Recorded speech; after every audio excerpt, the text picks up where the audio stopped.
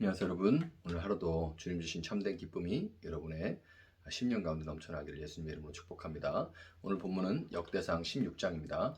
그들이 하나님의 궤를 들어다가 다윗의 궤를 두려고 쳐놓은 장막 안에 궤를 옮겨놓고 나서 하나님 앞에 번제와 화목제를 드렸다. 다윗은 번제와 화목제를 드리고 나서 주님의 이름으로 백성에게 복을 빌어주고 온 이스라엘 사람에게 남녀를 가리지 않고 각 사람에게 빵 한 개와 고기 한 점과 건포도 과자 한 개씩을 나누어 주었다. 다윗이 레위 사람을 임명하여 주님의 궤 앞에서 섬기며 주 이스라엘의 하나님을 기리며 감사하며 찬양하게 하였다. 그 우두머리는 아삽이며 그 밑에 스가랴와 여이엘과 스미라목과 여이엘과 마띠디아와 엘리압과 분하야와 오베데돔과 여이엘이 있었다. 이들은 검은고와 수금을 타고 아삽은 심벌지를 우렁차게 쳤다. 제사장 분하야와 야하시엘은 하나님의 언약궤 앞에서 항상 나팔을 불었다. 그날에 처음으로 다윗이 아삽과 그 동료들을 시켜 주님께 감사를 드리게 하였다. 너희는 주님께 감사하면서 그 이름을 불러라. 그가 하신 일을 만민에게 알려라. 그에게 노래하면서 그를 찬양하면서 그가 이루신 놀라운 일들을 전하여라. 그의 거룩하신 이름을 찬양하여라. 주님을 찾는 이들은 기뻐하여라. 주님을 찾고 그의 능력을 힘써 사모하고 언제나 그의 얼굴을 찾아 예배하여라. 주님께서 이루신 놀라운 일을 기억하여라. 그 이적을 기억하고 내리신 판단을 생각하여라. 그의 종 이스라엘 자손아, 그가 택하신 야곱의 자손아, 그가 바로 주 우리 하나님이시다. 그가 온 세상을 다스리신다. 그는 맺으신 언약을 영원히 기억하시며 자손 수천 대에 이루어지도록 기억하신다. 그것은 곧 아브라함과 맺으신 언약이요 이삭에게 하신 맹세요 야곱에게 세우신 율례요 이스라엘에게 지켜주실 영원한 언약이다. 주님께서는 내가 이 가나안 땅을 너희에게 줄 것이다 하고 말씀하셨다. 그때 너희의 수요가 극히 적었고 그 땅에서 나그네로 있었으며 이 민족에게서 저 민족에게로 이 나라에서 다른 나라 백성에게로 떠돌아 다녔다. 그러나 그때 주님께서는 아무도 너희를 억누르지 못하게 하셨고 너희를 두고 왕들에게 경고하시기를 내가 기름 부어 세운 사람에게 손을 대지 말며 나의 예언자들을 해하지 말아라 하셨다. 온 땅아 주님께 노래하여라. 그의 구원을 날마다 전하여라. 그의 영광을 만국에 알리고 그가 일으키신 기적을 만민에게 알려라. 주님은 위대하시니 그지없이 찬양받으실 분이시다. 어떤 신들보다 더 두려워해야 할 분이시다. 만방의 모든 백성이 만드시는 헛된 우상이지만 주님은 하늘을 지으신 분이시다. 주님 앞에는 위엄과 영광이 있고 그의 처소에는 권능과 즐거움이 있다. 만방의 민족들아 주님의 영광과 권능을 찬양하여라. 주님의 이름에 어울리는 영광을 주님께 돌리어라. 예물을 들고 그 앞에 들어가거라. 거룩한 옷을 입고 주님께 경배하여라. 온 땅아 그의 앞에서 떨어라. 세계는 굳게 서서 흔들리지 않는다. 하늘은 즐거워하고 땅은 기뻐서 외치며 주님께서 통치하신다고 만국에 알릴 것이다. 바다와 거기에 가득 찬 것들도 다 크게 외쳐라. 들과 거기에 있는 모든 것도 다 기뻐하며 뛰어라. 주님께서 땅을 심판하러 오실 것이니 숲속의 나무들도 주님 앞에서 즐거이 노래할 것이다. 주님께 감사하여라. 그는 선하시며 그의 인자하심은 영원하시다. 너희는 부르짖어라. 우리 구원의 하나님 우리를 구원하여 주십시오. 여러 나라에 흩어진 우리를 모아서 건져 주십시오. 주님의 거룩한 이름에 감사하며 주님을 찬양하며 영광을 돌리게 해 주십시오. 주 이스라엘의 하나님 영원토록 찬송을 받아 주십시오. 그러자 온 백성은 아멘으로 응답하고 주님을 찬양하였다. 다윗은 아삽과 그의 동료들을 주님의 언약궤 앞에 머물러 있게 하여 그 궤 앞에서 날마다 계속하여 맡은 임무를 수행하도록 하였다. 오베데돔과 그의 동료 68명과 여두둔의 아들 오베데돔과 호사는 문지기로 세웠다. 제사장 사독과 그의 동료 제사장들은 기브온 산당에 있는 주님의 성막 앞에서 섬기게 하였다. 그들은 이스라엘에게 명하신 주님의 율법에 기록된 그대로 번제단 위에서 아침 저녁으로 계속하여 주님께 번제를 드렸다. 그들과 해만과 여두둔과 선택되어 이름이 명부에 기록된 남은 사람들은 주님의 자비가 영원하심을 찬양하게 하였다. 또 그들과 함께 해만과 여두둔은 나팔을 불고 심벌지를 치며 하나님을 찬양하는 악기를 우렁차게 연주하도록 하였다. 그리고 여두둔의 아들은 분지기로 세웠다. 그런 다음에 온 백성이 각각 자기의 집으로 돌아갔고 다윗도 자기의 집안 식구들에게 복을 빌어주려고 왕궁으로 돌아갔다. 아멘. 자, 류시와 시인의 산문집에 이런 글이 있습니다. 아프리카 부족민 중에 우울하거나 몸이 아픈 사람이 있으면 치료사가 찾아가서 다음과 같은 네 가지 질문을 던진다고 합니다. 치료에 앞서 이런 네 가지 질문을 던진다고 해요. 마지막으로 노래한 적이 언제인가? 마지막으로 춤춘 적이 언제인가? 마지막으로 자기의 이야기를 한 적이 언제인가? 마지막으로 고요히 앉아 있었던 적이 언제인가? 이렇게 묻는다고 해요. 진짜인지는 잘 모르겠습니다. 제가 아프리카 선교사인데 뭐 아무튼 이 질문 자체로는 굉장히 의미를 갖고 있죠. 굉장히 많은 질문들을 내포하고 있어요. 바벨론 포로기는 분명히 이스라엘에게 더할 나위 없이 우울한 시기였을 겁니다. 요시야 왕 때로부터 70년, 실제적으로 시드기야 때부터라고 한다면 약 50년의 어둡고 우울한 시기를 거치는 동안 이스라엘을 버티게 해준 것은, 버티게 그들의 정체성을 지켜내고 또 그 우울한 환경을 버티고 인내할 수 있도록 해줬던 것은 다름 아닌 하나님을 향한 찬양이었습니다. 다윗과 솔로몬, 그리고 오늘 본문에 등장하는 아삽과 헤만을 비롯한 찬양을 맡은 레위인들이 지은 시편 찬양들은 대부분 바벨론 포로기를 거치면서 흩어졌던 자료들, 별로 신경 쓰지 않았던 그 자료들이 모아지고 이제 시편으로서 하나하나 분류가 될 수 있었어요. 그러니까 바벨론 포로기가 없었다면, 참 아이러니하죠. 시편이 이렇게 분류가 돼서 우리 손에 들어와 있을 수 없을 수도 있습니다. 물론 없어진 이런 자료들도 참 많아요. 왜 그러냐면 그 전에 이스라엘이 그 시편을 그렇게 신경 쓰지 않았기 때문에 그렇습니다. 율법을 우습게 여기고 시편을, 그 노래들을 그렇게 하나님 앞에 노래하지 않고 그렇게 살았던 거죠.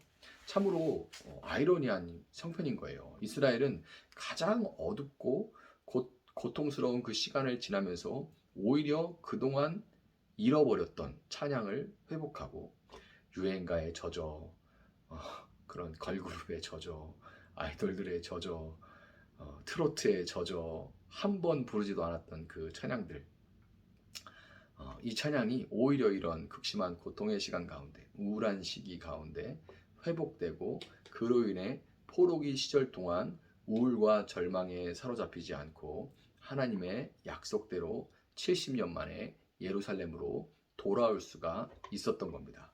기도도 그렇지만 기도에 곡조를 붙인 이 찬양은 유한한 인간의 한계를 넘어 하나님의 광대하심과 무한하심을 바라볼 수 있게 해주는 그런 능력을 찬양 자체가 갖고 있습니다. 특별히 오늘 본문의 찬양의 가사들을 살펴보면 다윗은 족장 때부터 출애굽, 그리고 가나안 정복까지의 이스라엘의 역사와 그 가운데 도우신, 함께 일하신 하나님의 섭리를 노래하면서 감사하고 있어요. 광야의 이 시내산에서 하나님과 이스라엘이 모세의 중재 가운데 언약을 맺은 이래 하나님은 신실하게 이스라엘을 인도하시고 지켜 보호하여 주셨습니다. 그럼에도 불구하고 사사기 시대를 거치면서 이스라엘은 하나님을 그 마음으로부터 멀리 떠났고, 결국 하나님이 이스라엘과 함께 계시다는 이 임재의 상징인 언약궤마저 그저 자신들의 안위를 위해서 마치 부족처럼 사용하다가 적의 손에, 블레셋의 손에 빼앗겨 버리고 말았죠.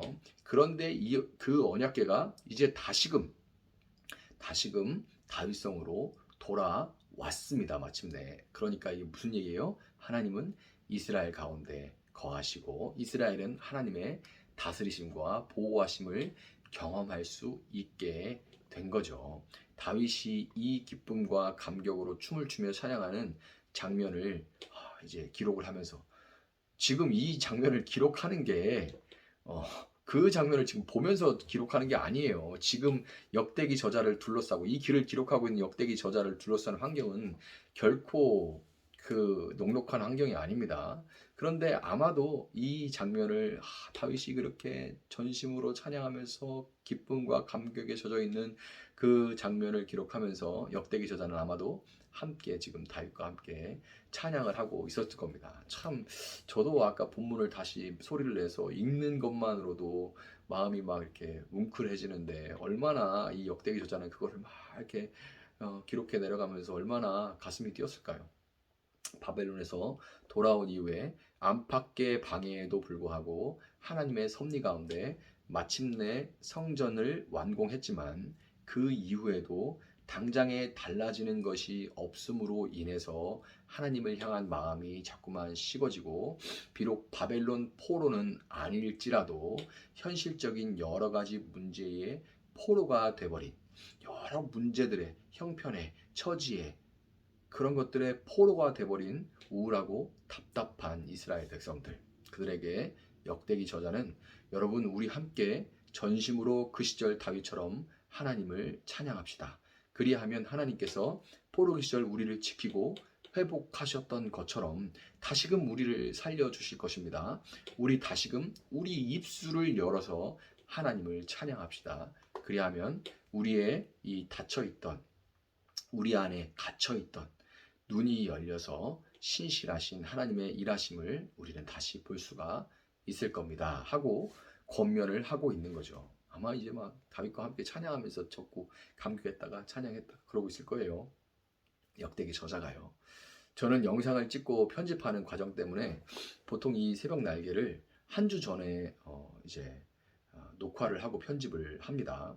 아마도 이 영상을 보시는 분들은 3월 24일에 이 영상을 보게 되시겠지만 오늘 본문을 묵상하고 있는 저는 이제 다가오는 19일에 저희 교회 설립 2주년 감사 예배를 기다리면서 다윗의 마음으로 함께 지금 하나님을 찬양하고 있습니다. 제 마음 가운데 새 노래가 막 올라오고 있어요. 너무 감사하고 기쁘거든요.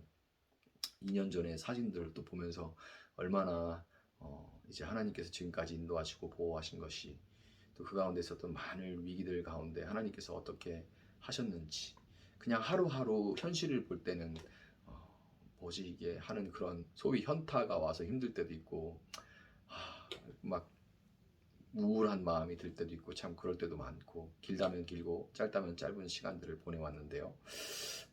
지금 이 돌아보며 다윗의 마음으로 함께 지금 찬양하고 있습니다. 족장들의 때부터 출애굽 그리고 가나안 정복까지 함께 하신 하나님을 찬양하는 동안 제 마음에는 비록 저 자신의 부족함과 연약함 그것과 함께 또한 여러 가지 어려움이 도사리고 있겠지만 이스라엘의 찬양 중에 거하시는 하나님께서 우리 교회를 인도하시고 지키시며 가나안 땅에 하나님의 성전을 세웠던 다윗과 솔로몬과 같이 이 땅에 하나님의 나라를 세워 가시도록 하실 줄을 더욱 분명하게 신뢰하게 되었습니다. 본문 1절부터 3절에서 다윗이 화목제를 드리고 그 화목 제물을 남녀노소 모든 이스라엘 백성들과 뭐 떡도 주고 건포도 떡 뭐 이렇게 주잖아요. 화목 제물을 나눈 겁니다.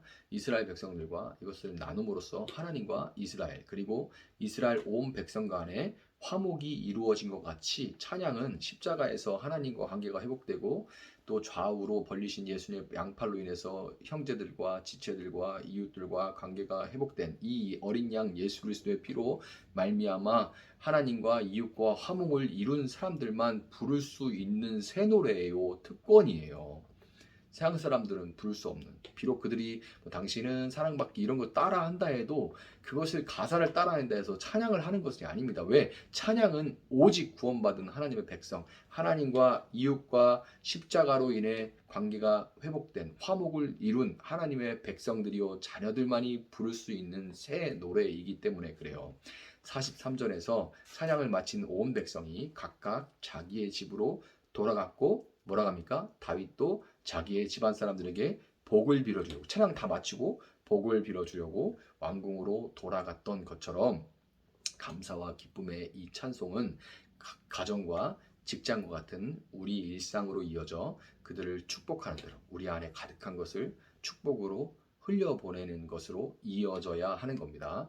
여러분 반복되고 고된 일상 가운데 고단한 일상 가운데 여러분 심령 가운데 여러분 입술 가운데 찬양을 회복할 수 있기를 축복합니다. 진심으로 여러분 찬양을 회복할 수 있기를 바라요. 그리고 그 찬양 중 가득해진 감사와 기쁨으로 잘 변하는 것 같지 않은 가족과 직장의 형편과 또 상황 가운데도 마음껏 환경이 그럴 만해서가 아니라 내 안에 가득한 이 감사와 기쁨을 축복으로 흘려보낼 수 있는 그런 여러분들 찬양의 사람들이 될 수 있기를 예수님의 이름으로 축복합니다. 잠시 기도하겠습니다. 사랑하시는 하나님 감사합니다. 주님 오늘 말씀을 듣고 또한 이 시간 눈을 감고 기도하는 모든 성도들 그 심령 가운데 찬양의 영을 부어 주시옵소서. 성령님 역사하셔서 찬양의 영으로 충만케 하시고 노래를 잘하거나 못하거나 어떤 형편이 있든 간에 주님 그 입술을 열어 오늘 내 안에 가득한 새 노래를 주님께 올려드릴 수 있는 모든 우리 믿는 자들 될 수 있도록 주님 도와주시기를 원합니다. 찬양할 때 모든 결박들이 끊어지고 모든 어둠들이 떠나가고 하나님 모든 짓누름에서 노임을 받아 하나님 이 지루하고 고단한 일상 가운데 하나님 정말 우리가 마치 노동요를 부르는 것처럼 이 고단한 일상을 찬양을 하며 주님과 함께 한 걸음 한 걸음 나아갈 수 있게 하시고 그 가운데 어느새 이만큼 우리가 왔다는 것을 깨닫게 하시고 또 그 가운데 감사와 기쁨 또 주님께서 우리가 알지 못하는 그 섭리로 인하여서 많은 것들을 이미 일하고 계시다는 것을 볼 수 있는 눈까지 열려질 수 있도록 주님 도와주셔서 우리 안에 있는 감사와 기쁨을 주님 우리 주변과 사랑하는 가족들에게 흘려보낼 수 있는 저들 될 수 있도록 하나님 함께하여 주시기를 원합니다. 주님 찬양이 기쁨이 감사가 아버지 우리를 변화시키고 또 우리 주변을 변화시켜 갈 수 있도록 역사하여 주시옵소서. 감사하며 예수님의 이름으로 기도합니다. 아멘. 오늘 주신 말씀 붙들고 계속해서 기도합니다.